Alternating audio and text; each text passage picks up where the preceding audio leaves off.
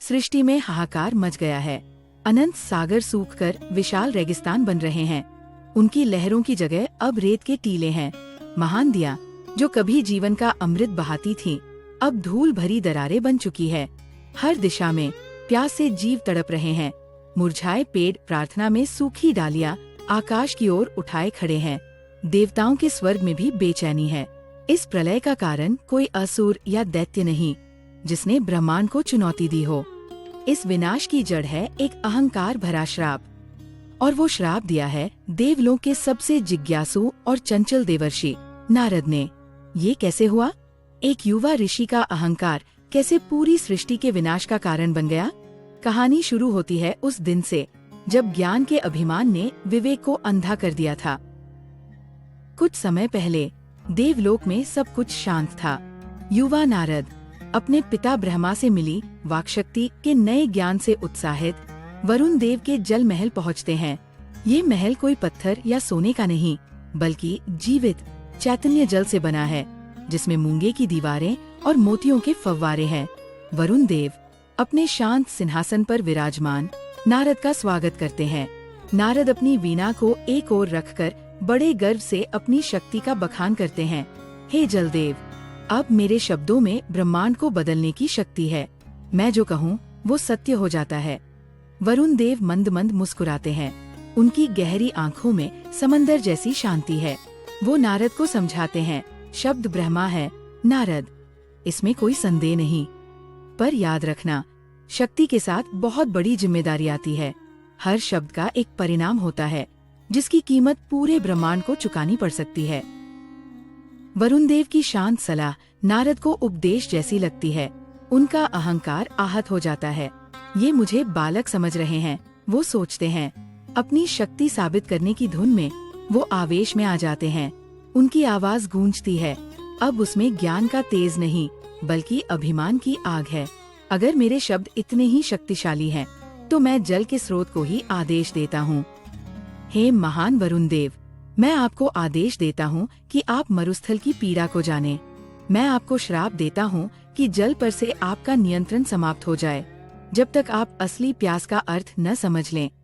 नारद के मुंह से निकले ये शब्द सिर्फ ध्वनि नहीं थे, वो दिव्य ऊर्जा से भरे थे। उनकी वाक्शक्ति ने एक अकाट्य श्राप का रूप ले लिया। एक पल के लिए पूरा जल महल कांप उठता है और वरुण देव की कलाई पर एक सोने की मंत्रों से जड़ी बेड़ी प्रकट हो जाती है, जो किसी धातु की नहीं, बल्कि नारद के अहंकार की बनी थी। श्राप के शब्द हवा में घुलते ही उसका असर तुरंत होने लगता है। वरुण देव कमजोर होकर अपने सिंहासन पर झुक जाते हैं। उनकी दिव्य शक्ति उस सुनहरी बेड़ी में कैद हो गई है। उनके चारों ओर जल महल का चैतन्य जल अपनी चमक होने लगता है।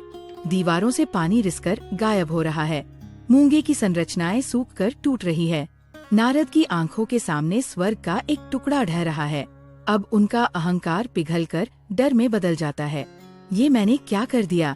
वो घबराकर चिल्लाते हैं। वो तुरंत अपने श्राप को वापस लेने के लिए शक्तिशाली मंत्रों का जाप करते हैं। अपनी सारी दिव्य ऊर्जा लगा देते हैं, पर सब व्यर्थ। उनके शब्द अब उस बेड़ी को छू भी नहीं पाते। शर्म और दहशत से कांपते हुए नारद दहते हुए जल महल से भाग निकलते हैं। उसी पल दूर भूलोक पर एक पवित्र नदी का प्रवाह धीमा पड़ने लगता है, और उसके किनारे खेलता एक बच्चा सूने आसमान की ओर देखता है। उस बारिश का इंतजार करता है जो अब नहीं आएगी। नारद ब्रह्मांड में भटकते हैं। उनका मन अपराध बोध की आग में जल रहा है। वो सहायता के लिए इंद्र, अग्नि और वायु जैसे शक्तिशाली देवताओं के पास जाते हैं। वो हर दरबार में अपनी गलती स्वीकार करते हैं और श्राप को तोड़ने का उपाय पूछते हैं। इंद्र अपनी वज्र की शक्ति दिखाते हैं, पर वो उस दिव्य बेड़ी को नहीं तोड़ सकती। अग्निदेव कहते हैं कि उनकी आग भी उस श्राप को नहीं जला सकती जो शब्द ब्रह्म से जन्मा हो। सभी देवता सहानुभूति तो दिखाते हैं, पर कोई समाधान नहीं दे पाता। वे सब एक ही बात कहते हैं, हे नारद, ये श्राप तुम्हारी वाक्शक्ति से जन्मा है। इसे किसी और की शक्ति नहीं, केवल तुम्हारा विवेक ही ठीक कर सकता है। इस समस्या के निर्माता भी तुम हो और निवारक भी तुम्हें ही बनना होगा। नारद का दिल बैठ जाता है। उन्हें एहसास होता है कि वो इस महाविनाश में बिल्कुल अकेले हैं। उनकी अपनी ही शक्ति अब उनकी सबसे बड़ी दुश्मन बन गई है। हर जगह से निराश होकर नारद अपने आखिरी सहारे, अपने पिता सृष्टिकर्ता ब्रह्मा के पास पहुँचते हैं। वो उनके चरणों में गिरकर रोने लगते हैं, अपनी पूरी कहानी सुनाते हैं। ब्रह्मा की आंखों में क्रोध नहीं, बल्कि गहरी निराशा है। वो कहते हैं, पुत्र, मैंने तुम्हें ज्ञान दिया था, अहंकार नहीं। तुमने शक्ति का उपयोग सृजन के लिए नहीं, बल्कि विनाश के लिए किया। तुमने ब्रह्मांड का संतुलन बिगाड़ दिया है। नारद क्षमा मांगते हैं, कोई भी प्रायश्चित करने को तैयार है।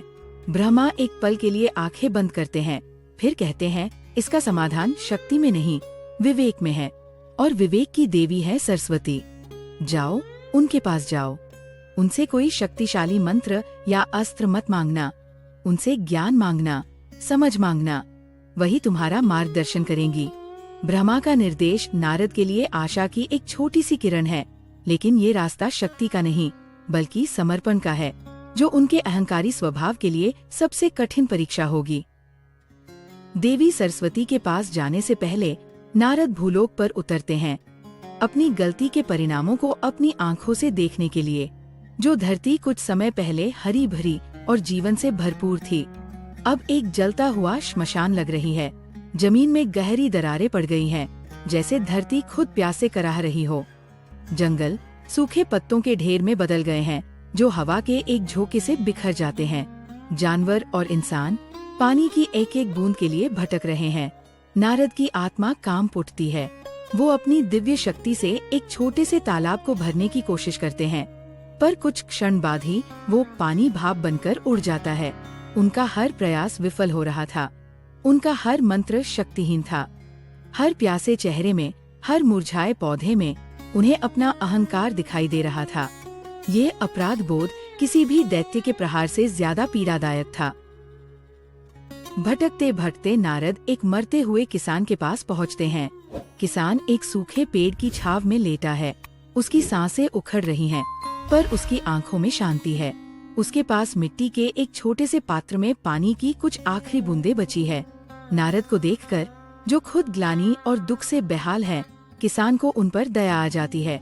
वो कांपते हाथों से अपना पात्र आगे बढ़ाता है और कहता है, आप बहुत थके हुए लग रहे हैं, मुनिवर, ये जल ग्रहण कीजिए।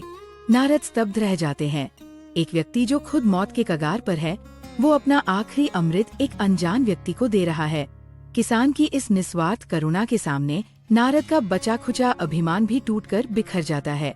वो किसान के सामने घुटनों पर बैठ जाते हैं और पहली बार अपने लिए नहीं, बल्कि दुनिया के दुख के लिए फूट फूट कर रो पड़ते हैं।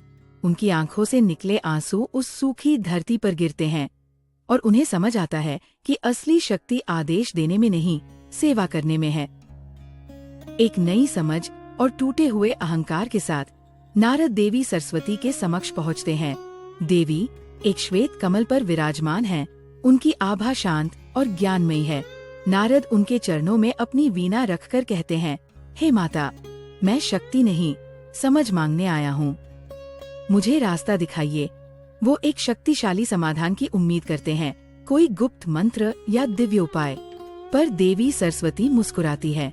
वो कोई नया ज्ञान नहीं देती, बल्कि नारद की ही वीणा उठाकर उनके हाथों में वापस रख देती है। नारद, वो कहती है, उपाय किसी नए शब्द में नहीं है, बल्कि अपने पहले शब्द को समझने में है।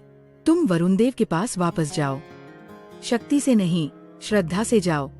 उनके स्वभाव को समझो, जल के धर्म को समझो, और तुम्हें अपनी गलती का समाधान भी समझ आ जाएगा।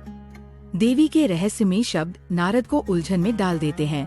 कोई जादुई हल नहीं मिला, बस एक सलाह। क्या सिर्फ समझने से इतना बड़ा श्राप टूट सकता है? नारद देवी सरस्वती के कहे अनुसार सूखे हुए सागर के तल पर बने वरुण देव के खंडहर हो चुके महल में लौटते हैं। वहाँ अब कोई वैभव नहीं है, बस सूखे मूंगे और रेत का सन्नाटा है। उस वीरानी के बीच वरुण देव अपने सिंहासन पर बैठे हैं, कमजोर, पर उनकी आंखों में कोई क्रोध या पीड़ा नहीं, बल्कि एक गहरी शांति है। वो ध्यान में लीन है। नारद को देखकर वो अपनी आंखें खोलते हैं। नारद उनके पैरों में झुक जाते हैं। वरुण देव की आवाज शांत है, उठो नारद। नारद कहते हैं, प्रभु, मैं अपराधी हूँ, मुझे क्षमा करें। वरुण देव धीरे से कहते हैं, तुमने मुझे मरुस्थल का अनुभव करने का आदेश दिया था, मैंने वो किया नारद। मैंने प्यास को जाना, मैंने सूखेपन को समझा, मैंने अपना पाठ सीख लिया है। फिर वो नारद की आंखों में सीधे देखते हैं और एक ऐसा सवाल पूछते हैं जो नारद की आत्मा को भेद देता है। क्या तुमने सीखा? ये सवाल किसी हथियार से भी ज्यादा तीखा था। अब नारद के पास भागने की कोई जगह नहीं बची थी। वरुण देव के उस एक सवाल में नारद को अपना पूरा जीवन, अपना सारा ज्ञान और अपनी सारी भूल दिखाई दे जाती है। वो समझ जाते हैं, असली शक्ति नियंत्रण में नहीं, सेवा में है। जल कभी आदेश नहीं देता, वो सबकी प्यास बुझाता है, सबको साफ करता है, हमेशा नीचे की ओर बहता है, विनम्रता से। नारद अपनी वीणा उठाते हैं। इस बार वो कोई शक्तिशाली मंत्र नहीं जपते, बल्कि अपनी आंखें बंद करके एक भजन गाना शुरू करते हैं। ये शक्ति का प्रदर्शन नहीं, बल्कि हृदय से निकली एक सच्ची प्रार्थना थी। वो अपनी मधुर आवाज में जल के गुणों का गान करते हैं, उसकी शीतलता, उसकी पवित्रता और बिना किसी भेदभाव के हर जीव को जीवन देने वाली उसकी करुणा का। वो वरुण देव से क्षमा नहीं मांग रहे थे, वो उनके स्वभाव की वंदना कर रहे थे। यह वाक्शक्ति नहीं, भक्ति शक्ति थी। जैसे जैसे उनका विनम्र संगीत गूंजता है, उनकी वीणा से एक दिव्य प्रकाश निकलता है जो पहले कभी नहीं निकला था। नारद के भजन का हर एक सुर, उनकी भक्ति का हर एक भाव उस अहंकारी श्राप को कमजोर कर रहा था। अंत में जैसे ही भजन समाप्त होता है, वरुण देव की कलाई पर बंधी सोने की बेड़ी टूटकर नहीं, बल्कि प्रकाश में विलीन हो जाती है। वरुण देव अपनी पूरी शक्ति और तेज के साथ खड़े होते हैं। उनकी त्वचा फिर से गहरे समंदर की तरह चमकने लगती है। उनके उठते ही सूखा हुआ जल महल फिर से जीवित हो उठता है। चैतन्य जल की दीवारें फिर से खड़ी हो जाती हैं, फव्वारे फूट पड़ते हैं।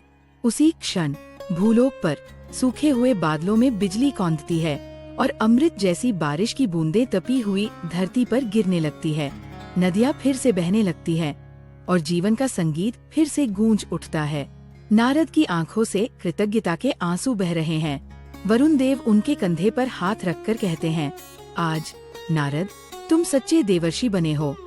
तुमने सीखा है कि ज्ञान क्या कहना है ये जानने में नहीं, बल्कि ये समझने में है कि सेवा कैसे की जाती है। उस दिन के बाद ब्रह्मांड ने एक नए नारद मुनि को देखा। वो अब भी तीनों लोकों में भ्रमण करते हैं। उनकी वीणा अब भी बजती है, पर अब उनके संगीत में अहंकार का तेज नहीं, बल्कि विवेक की शांति होती है। उनकी जिज्ञासा अब ज्ञान के प्रदर्शन के लिए नहीं, बल्कि सृष्टि के रहस्यों को विनम्रता से समझने के लिए है। वो अपनी वीणा पर शक्ति के गीत नहीं, बल्कि ब्रह्मांड के सामंजस्य और भक्ति के भजन गाते हैं। देवर्षि नारद ने अपनी सबसे बड़ी गलती से अपना सबसे बड़ा पाठ सीखा था कि सबसे बड़ी शक्ति वो नहीं जो झुका सके, बल्कि वो है जो बिना किसी शर्त के सेवा कर सके, ठीक उस जल की तरह जो हर जीव की प्यास बुझाता है। तो दोस्तों, ये कहानी आपको कैसी लगी, हमें कमेंट करके जरूर बताएं। अगर आपको ऐसी कहानियाँ पसंद आती है तो कृपया वीडियो को लाइक करें और हमारे चैनल को सब्सक्राइब करें।